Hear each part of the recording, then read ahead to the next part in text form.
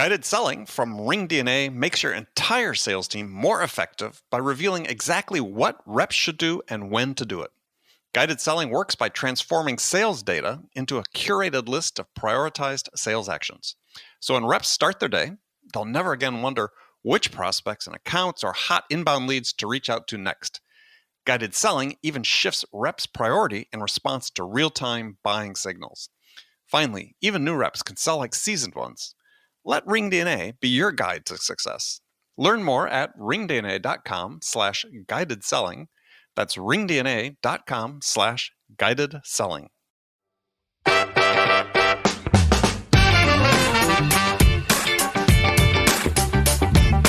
Getting them to switch to a new message, to pivot to the new set of things that are being positioned and sold and they're considered strategic by the new leadership. Oftentimes sales is slow. The best sellers are slow to the uptake. Add to that, the challenge associated with every minute is a selling minute. And if you're asking someone to get out of the field, out of a selling motion and into multiple hours or potentially multiple days of training and certification, most salespeople are not going to look at that and go, oh, yeah, I'm excited about doing that.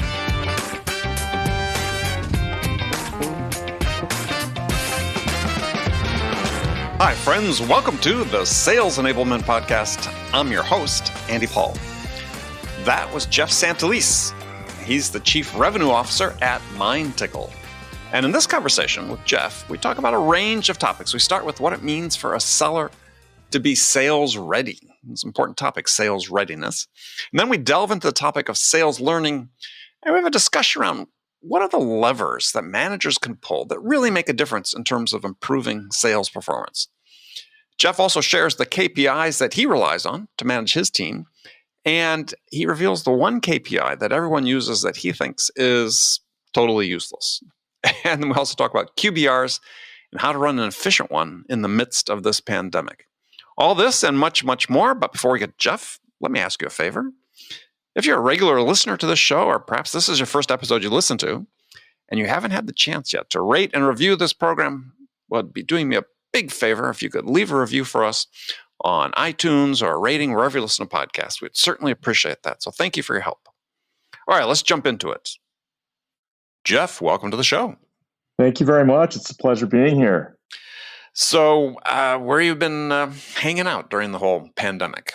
So I've been, like most of the other folks in my role, working remotely from home. And home for me is in Boulder, Colorado. Boulder, Colorado. Company's in San Francisco, though. It is indeed. So, I've been, fairly accustomed to working remotely over the last handful of years. So, remote work is not necessarily, novel, but at the same time, I've been very accustomed to being on the road, whether that's, meeting with customers, prospects, partners, and that's been very, very different over the course of the last 6+ months. Yeah, I mean, I tell the story about, I'm the same way, on the road constantly, and I've flown once in 6 months, and it's like, this was a few months ago, I was packing to get on a flight, and found myself sort of paralyzed in the middle of the floor, and my wife was looking at me going, what's wrong? I said, I forgot how to pack. It used to be so routine. I knew where everything went in my backpack and in my suitcase, and then it's just like, it's like the first time I've done it. Yeah, you're actually ahead of me. I haven't gotten onto a flight since March 6th. So, yeah, well, that was my next to last flight. But we did the first, we had March, April, May in Manhattan, and then escaped out to San Diego at the beginning of June. So, good for you. Well, yeah, actually, things are much better in Manhattan than they are in San Diego these days, relative to infection rates and so on. But nonetheless, feels a little more open and free out here. So, right.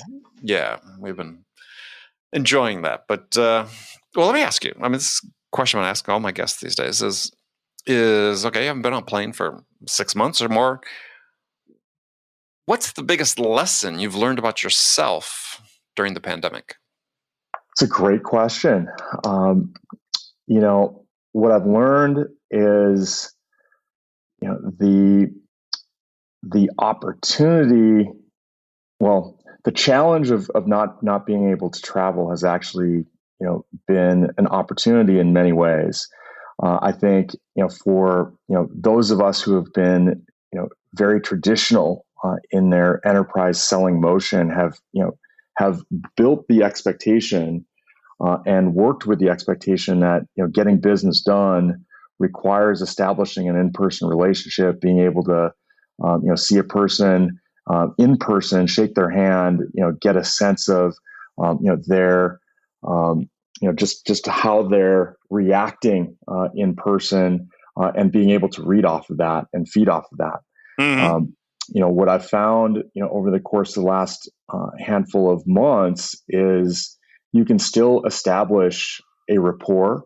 When everyone's forced to go remote, the opportunity to leverage some new tools, some new approaches, and still try to get to that same outcome, which is someone on the other side that is looking at you and believing in you, and assuming and assessing that you are a trusted advisor. And I think our team is and myself, I've been able to I think successfully navigate to that new reality, and in the process, that the number of hours that I've spent on the road, whether that's commuting to the airport, the time at the airport, the time in flight, I've been able to find ways to use that time in more productive and frankly healthy ways for myself. So that's been very, very positive. As I try and look for whatever silver linings we can from this pandemic situation, those are a handful of them. Well, it's interesting. Several interesting points in there. One is there's been this sort of rush of books about virtual selling that people have rushed to market over the last 6 months, and I read a bunch of those, and I've certainly have read a couple, and it's like, I mean, I sort of believe that the basics are the basics regardless of the medium. That your ability to form rapport with someone is really, if you are able to do it in person, then you're able to do that virtually. If you're not able to do it virtually or remotely, or do it in person, doing it virtually is not going to save you. And it's like okay, got it. It's if you're good at connecting with a human being and building a rapport, and you're good at asking the right questions and just establishing the conversations that flow out of that and seeing where they go, to me the medium doesn't matter. But if you're not good at those things, you're actually going to get punished by this medium. Yeah, very, very, very interesting takeaways, and I agree with that. The insight there that if you were capable of doing it beforehand, you're going to be equally capable in this new medium, or leveraging this new medium. And I think part of the reason that the in-person medium ended up being very important from a selling perspective was that the belief was the customer was expecting you to be there in person as part of the process. The forcing function that's shifted, at least from my perspective, is if you've been in an enclosed tube with 250 strangers for 4 hours, the last thing in the world that your prospect wants is for you to land in their home or in their office. These days, for sure. So nobody wants you in person. So now both parties are operating under the same expectation, which is, hey, we somehow need to establish trust, build a rapport, over this new medium. Let's get to it. And being able to establish that, to your point, is the skill set that the new seller in this remote environment needs to ensure that they're capable of doing. And I think all of us that are good at what we do, have proven the ability to establish rapport in person. And if both parties are willing and capable of engaging in this new medium, they should be able to do the same. Well, you raised several interesting points there. But one that we'll dive into now is this idea that sellers have this expectation that the customer wanted them to be there. And I speak from the perspective of decades, probably the oldest person in the whole audience, including the people listening, of traveling around the world, dealing with customers domestically and internationally for decades, is I never thought, geez, the customer wants to see me. I was working for startups where we didn't have unlimited travel budgets, yet we still had to do what we needed to do.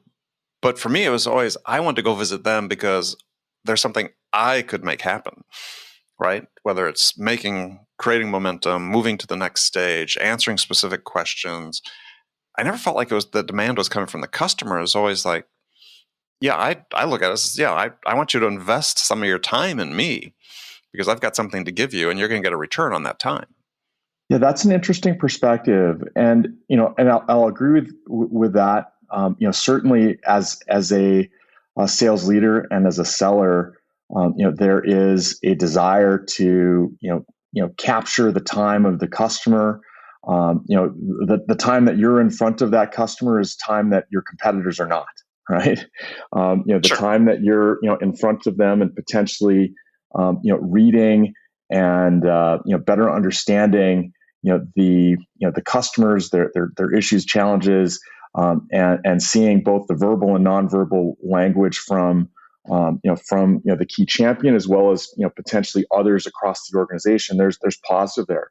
But, I will say that, my perspective is that, many customers, particularly when they're making strategic investments, and specifically strategic investments from organizations that may be more in the startup portion of their life cycle, Mm-hmm. they want to get in front of the executives that they're betting on, and that time, that in-person time, often is very crucial to making the decision to go or not go with a particular technology solution. And oftentimes absolutely. what I hear is they're making that decision less on feature function, but they're betting on the partnership and the team that that they've since met. So I do think there's a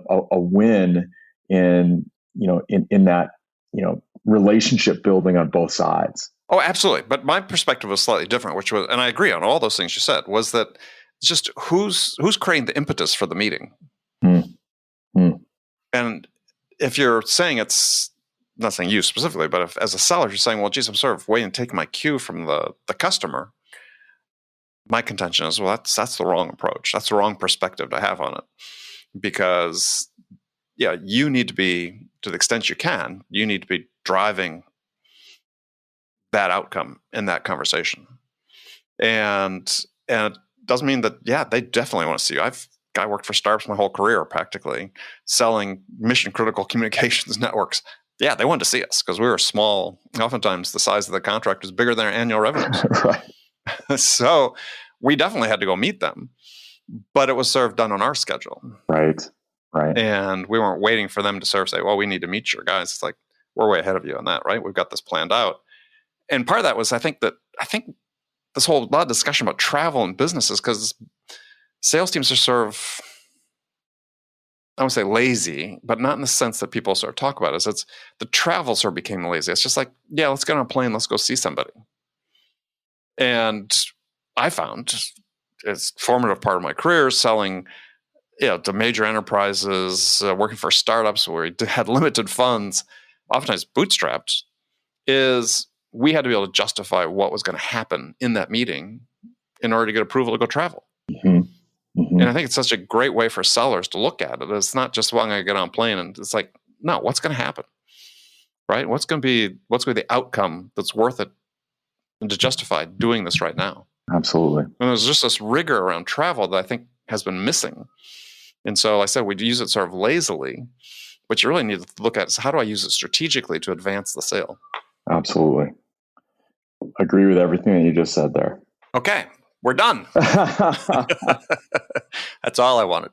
Well, so tell people who aren't familiar with MindTickle, tell us what MindTickle does. So MindTickle is a sales readiness solution. And our vision and the path that we're taking is to service customer-focused organizations and to ensure that every one of their resources that is in front of a customer, a prospect, a partner is on message, on task the first time and every time. And our strong belief is that every interaction is a revenue-generating opportunity, a brand-creating opportunity, and you can either drive that new revenue opportunity, or establish and enhance your brand, or you can do the opposite. And it's absolutely critical that all of those resources end up being on message, on task. And our solution, our platform, helps an organization do that by executing on a handful of different fronts. First, we end up providing a medium through which all of those employee resources can learn about what it is that new message, that new positioning really is, and we do it in a very micro learning, engaging fashion. And once that content is delivered and consumed, we then provide a medium through which that employee can practice delivering that message in a compelling, concise, confident manner. And they do that through role plays within our platform. And as those role plays are being practiced and then ultimately submitted, your frontline managers, your coaches, end up being able to provide feedback and input to help that employee continue to tune that message and step up in terms of their performance and ability.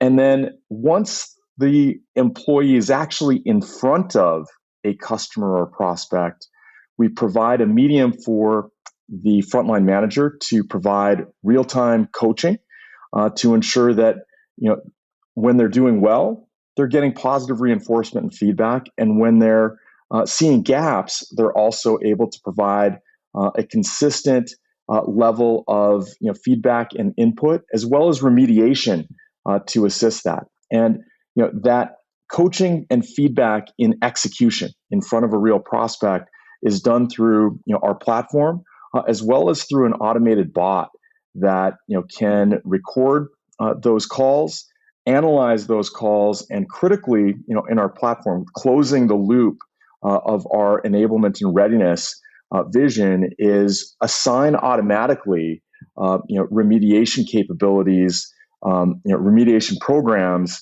for that employee as they start seeing areas where they need to improve versus what it is that you wanted and intended. And all of this that I just described is available on a single platform, single user experience, single UI, single data model, which allows for tremendous actionable analytics for managers to really understand, as sales leaders in particular, where are people on message? Where are they off? How is this impacting my key goals, my key metrics, which oftentimes for sales leaders end up being around sales productivity to help them get to their number. And very specifically, if they're seeing churn and things of that nature, how do I get new sellers on board and ramped and productive as quickly as possible? So, right. Our analytics, end up providing eyeballs into things such as that, and that's where we become a pretty critical component of the sales stack as revenue leaders continue to drive forward. Right. So, but just to make sure that people understand, is as you said, it's a platform. All the learning content though is produced by your customers for their team. That is correct. Okay. We are the underlying platform that allows you to deliver that core content in a very concise, engaging, gamified manner that delivers the content that sellers need at the time of their specific need. So think of us as the delivery vehicle. The core content is delivered or created by the customer, and we do have a series of partnerships with folks like Blanchard, CVI, Sandler, and others, whereby if a customer is in need of core sales methodology, sales training, partner ecosystem types of content, our partners can oftentimes deliver that within our platform. Right. So define sales readiness. What's it a measure of? Sales readiness to us is really the ability for our customers and particularly our sales leaders to assess clearly the competencies that that matter, that really drive the needle for our and again most often we're servicing sales leaders and their teams. What we end up doing very very well is helping our customers identify competencies, both hard skill as well as soft skill competencies. Work with them to define the programs that can help those people in those roles improve on those competencies, and then ultimately we're able to determine and correlate performance in those specific competencies to performance to key metrics that sales leaders are really tracking closely. So as an example, everyone's tracking, bookings and revenue.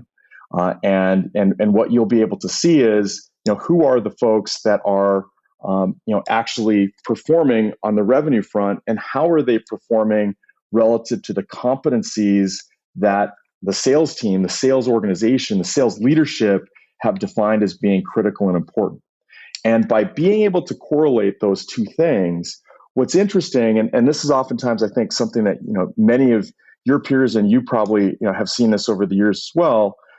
As you're continuing to build and scale up your team, oftentimes you're able to assess, not necessarily in a hard analytic fashion, but you're looking at your team and going, wow, this set of people made their number. I've been out there with them. They're not necessarily our top tier, sellers. How are they making their number? Why are they making their number? Are they truly our best people? And then on the flip side of that, you've got sellers that you've worked with in the past. They're very good at what they do, and you're seeing them and saying, man, why isn't Jane or Joe? I know they're very good. Why aren't they getting to their number? And you don't necessarily have hard data behind that.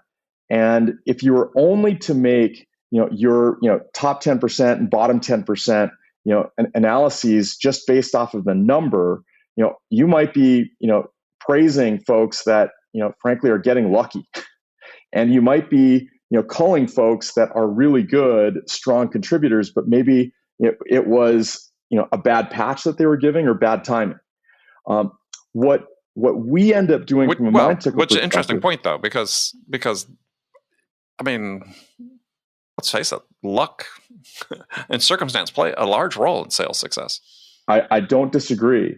I don't disagree at all. I mean, it's hard to factor in, right? So it's like, yeah, was this the bad problem with the patch or the person or both? Well, what's interesting about MindTickle and our solution is it actually provides you with hard data and an ability for you to see clearly whether or not that person, that with whatever quadrant he or she is in, their level of readiness based off of how they're performing on the competencies that you've graded. And you can clearly see, this person is, doing really well, and knows and understands the messaging, knows and understands the competition, knows and understands how to handle objections. They perform incredibly well in terms of all of their role plays that they're driving. So it's not a matter of skill set or gap that is holding them back. So you can actually see that and make data-driven decisions as you're continuing to tune your team. So that's where I think to your point, there is a lot of luck. There's a lot of feel. There's a lot of other soft elements that go into building, scaling, and being successful in driving a sales organization. But what you want to be able to do is build more of your core and your base with core data, analytics, and eyeballs that give you confidence that you're going to have something that's not going to be lucky one quarter, but actually repeatable, successful, and scalable over the long haul. And I think MindTickle and our sales readiness platform provides that venue to give sales leaders the confidence that what they have they can truly scale and make repeatable. Yeah. Well, I mean, when I look at, there's sort of this general acknowledgement that over the years, that sales training has failed in its mission. But the issue is not really the content, at least in my mind, not really the content as much as the learning methodology.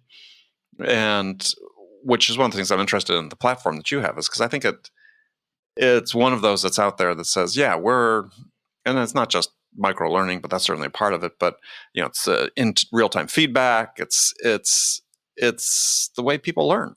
If you've read David Epstein's book Range, he talks about this in detail. And so I guess one of the things is are people understanding that's really the issue?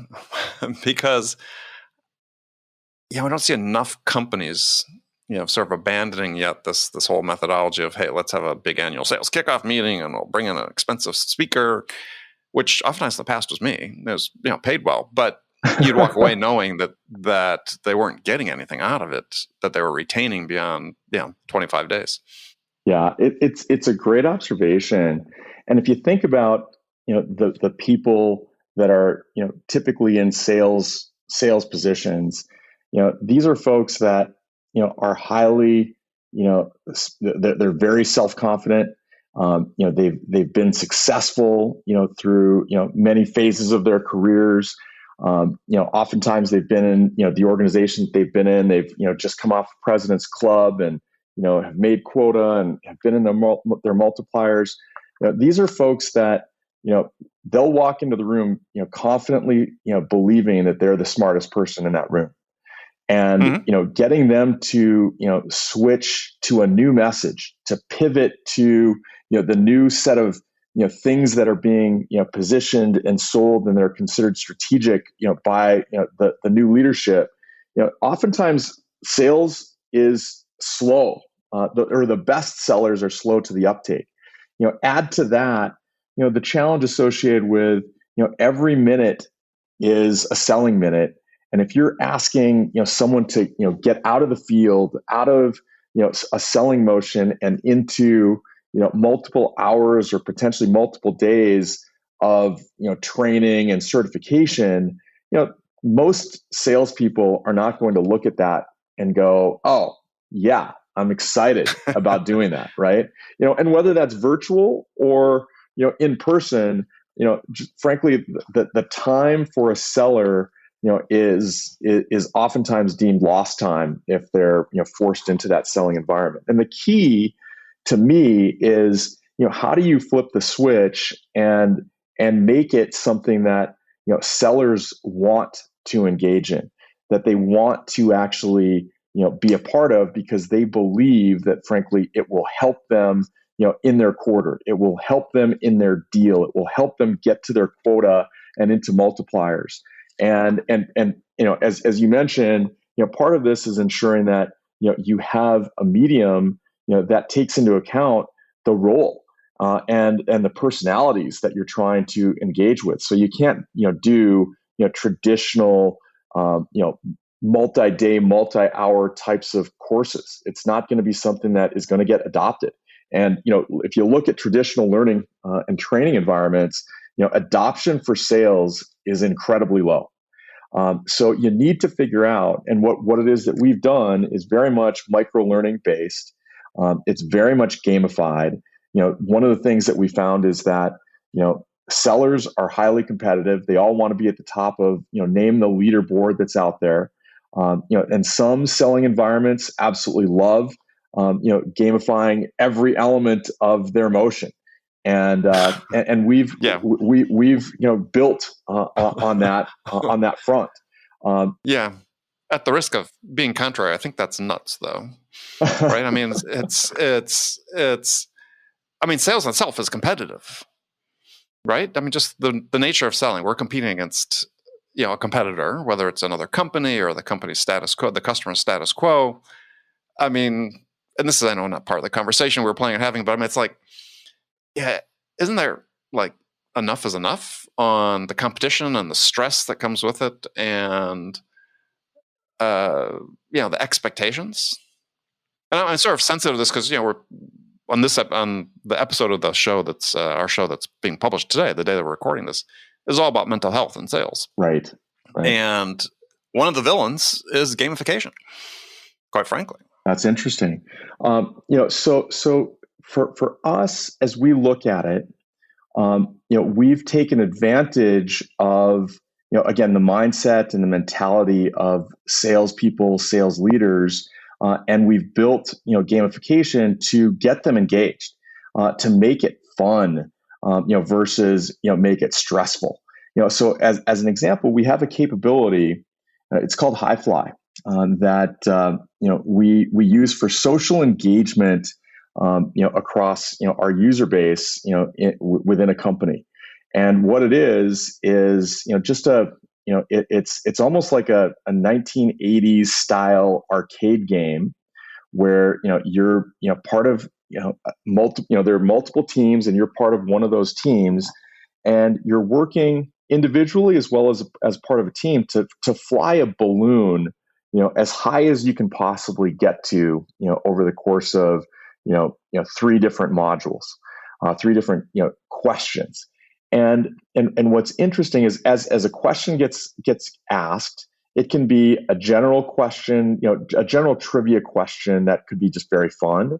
It could be a question that is very company specific. Maybe you're asking who's the product leader responsible for this product line. So you're forcing folks to familiarize themselves across the organization. Mm-hmm. Or it could be a sales methodology or a specific competitor type of question. You can customize this as you please, but as you're asking questions or answering questions, the more you get right, the faster that you get them answer them, your balloon is gaining elevation, but you're also using fuel.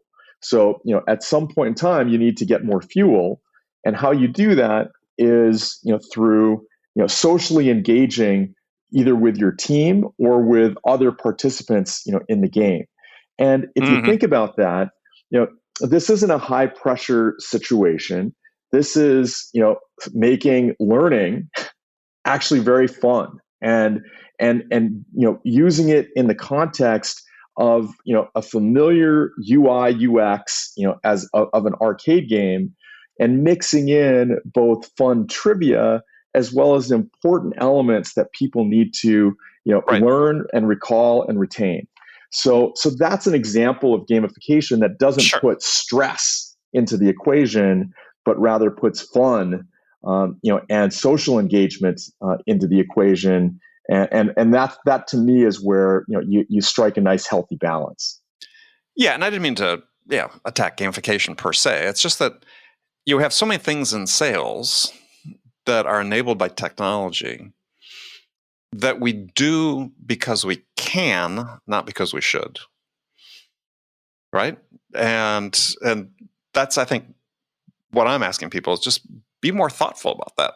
Right. Right. Just because we have the technology enables us to blast emails in sequences out to customers at a certain rate doesn't mean that we should. Yeah. Right. Just because we I can use gamification all the time in every aspect doesn't mean that we should. And it's this lack of, I've seen with the embrace of various technologies is, oh, we can do this. Let's. And no one ever says, maybe we shouldn't. Right. And I'm just asking people to add that perspective because it creates, consequences. Yeah. And, many SaaS companies, I'm not new to people listening to the show is, in SaaS companies, like one of the things that's missing is selling. Yeah. We're so good at the top of the funnel and we just sort of play the odds. So we filter down. And as a result, we operate at really low win rates. Right. Well, why are we doing that? Well, it's really a function of what's occurring when we're doing our proactive outreach and so on. I mean, that's one of the functions. So it's just, I mean, with gamification, I get it. I think the aspects that it's important to use and does have an impact. But it's like, I hear people talking about, we've gamified everything. It's like,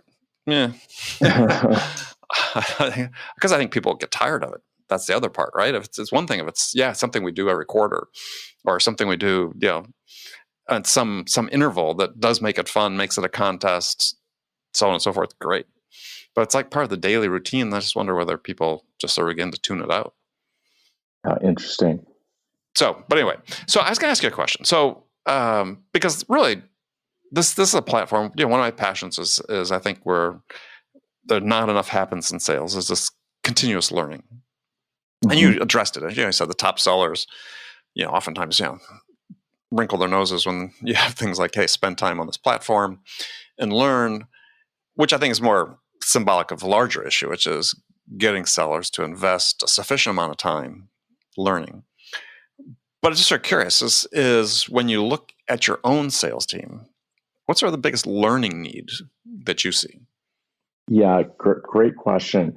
And as we've gone through, our own, analysis of how our funnel is performing, one of the things that over the course of the last handful of quarters, that we started with, was really ensuring that we had all of our team, getting to the core message and delivering it in a consistent fashion. Because again, analyzing both how our frontline managers were listening in on calls, right. Both top of funnel, middle of funnel, and at the tail end of the funnel, we were seeing our team delivering different messaging, and we needed to drive to a much more consistent approach. So that was one area that we ended up seeing our team needing to work on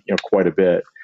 As we worked through the last handful of quarters, what we were recognizing is that our top of the funnel efforts, where we were really executing on discovery and qualifying specific opportunities in or out, was not where we needed it to be.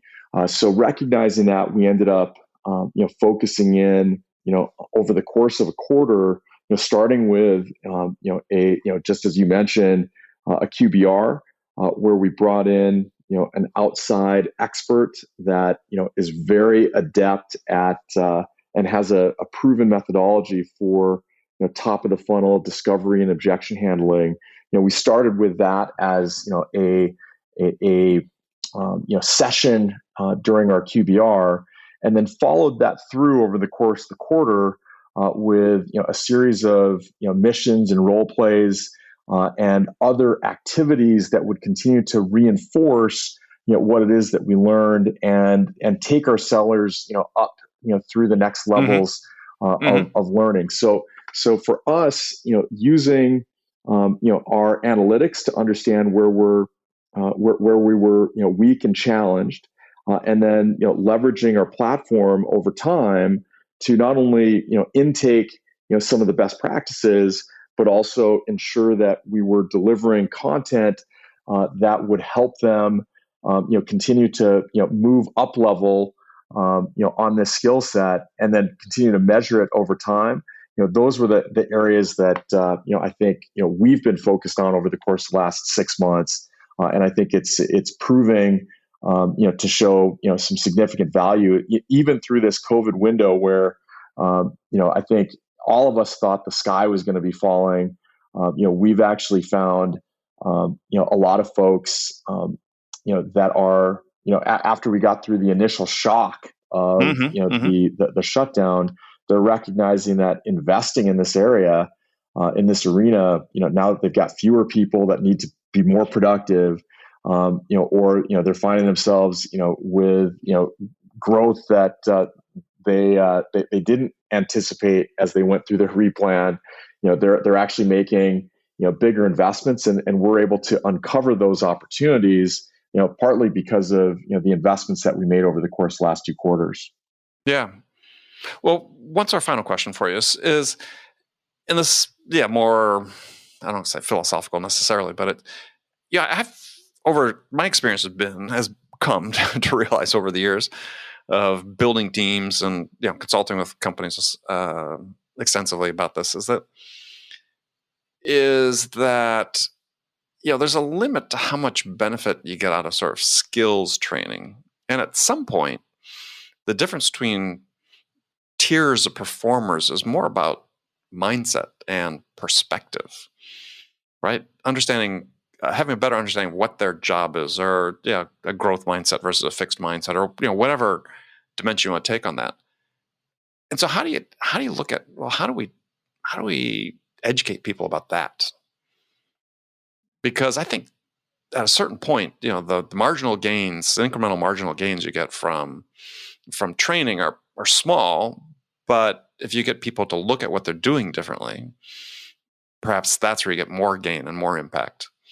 And included in mindset also is, in my mind, is one of the areas we fail with sellers is we don't help them develop the requisite business acumen to be as effective as they could be.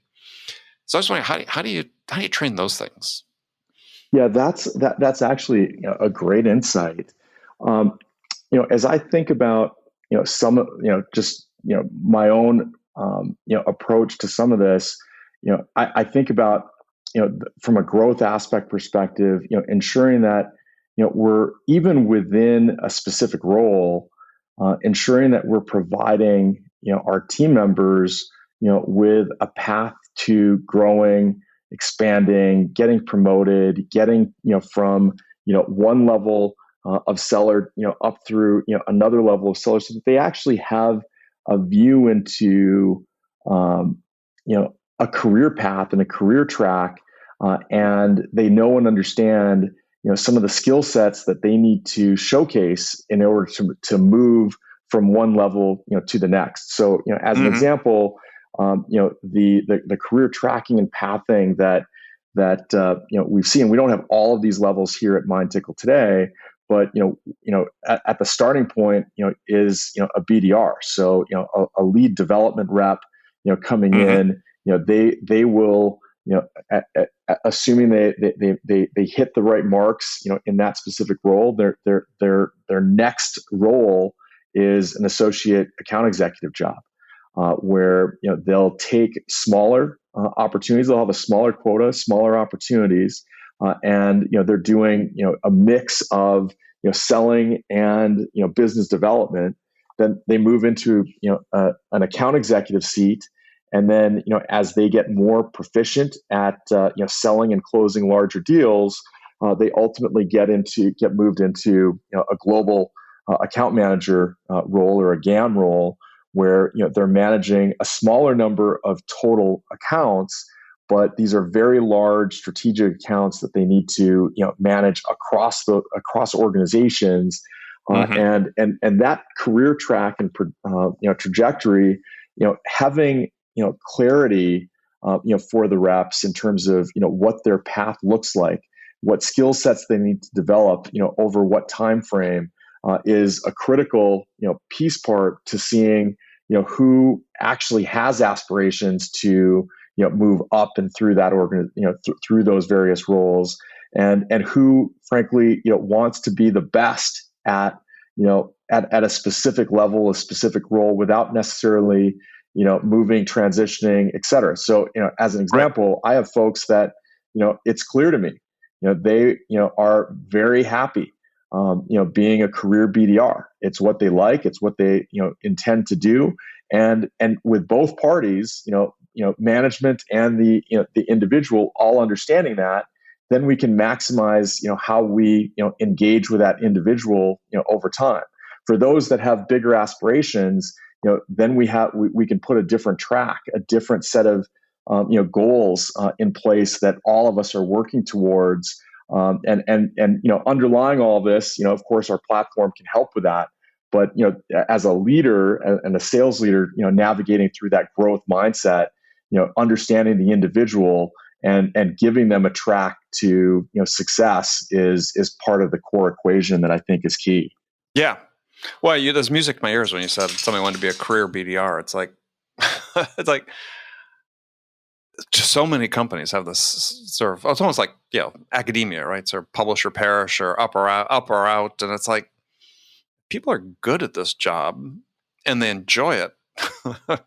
That's like manna for heaven, as far as I'm concerned, because for so many people, for so many people that role is just torture, right? I mean, I've had guests on the show that said, I worked as hard as I could the first year because I wanted to get out of that job. And it's like, I understand, I did the exact same thing. But God, I want more companies to understand that, if you got people that are good at this, I even encourage them to go, because we've got underemployed salespeople in their 40s and 50s, and there's sort of this implicit ageism about SDRs and BDRs, unfortunately, that are really good at this stuff. Go hire them. We have a handful of folks in that role that they thrive. And they have for a long time, and I love it. So exactly to your point, those are folks that I want to make sure we continue to nurture and make as successful as possible, because they are, as you mentioned, gold to us as an organization. Yeah, encourage them. Don't say they're getting too old or that they must go. It's like, no, I'm with you. All right, Jeff, it's been fantastic. Yeah, thank you so much. So if people want to learn more about MindTickle or connect with you, how can they do that? They can reach out to me via email at any point. So, Jeff.Santelices, Santelices at mindtickle.com. And I'll be, very responsive to any of your guests that are reaching out. Excellent. All right. Well, Jeff, thank you. Thank you very much. Okay, friends, that's it for this episode. First of all, I want to thank you for taking the time to listen. As always, we're so grateful for your ongoing support of this program. And I want to thank my guest, Jeff Santelices, for sharing his insights with us today. If you enjoyed this episode, please subscribe to this podcast, Sales Enablement with Andy Paul, on iTunes, Spotify, or wherever you listen to podcasts. Thank you so much. And thank you so much for investing your time with me today. Until next time, I'm your host, Andy Paul. Good selling, everyone.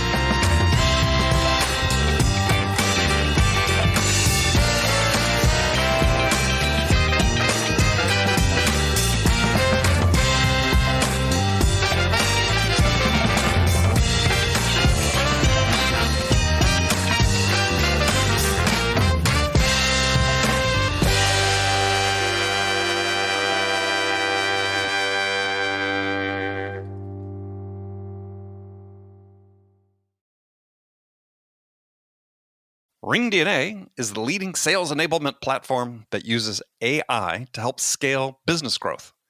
Trusted by the top companies across the globe, RingDNA offers a suite of powerful tools for every sales role. The RingDNA Dialer radically improves sales productivity and call connection rates, while guided selling helps reps know exactly what to do and when to do it. Conversation AI uses artificial intelligence to surface the most impactful coaching opportunities in real time. So, no matter where your team is working from, the RingDNA platform can help them exponentially increase call connections, opportunities, and revenue. Learn more at ringdna.com/platform. That's ringdna.com/platform.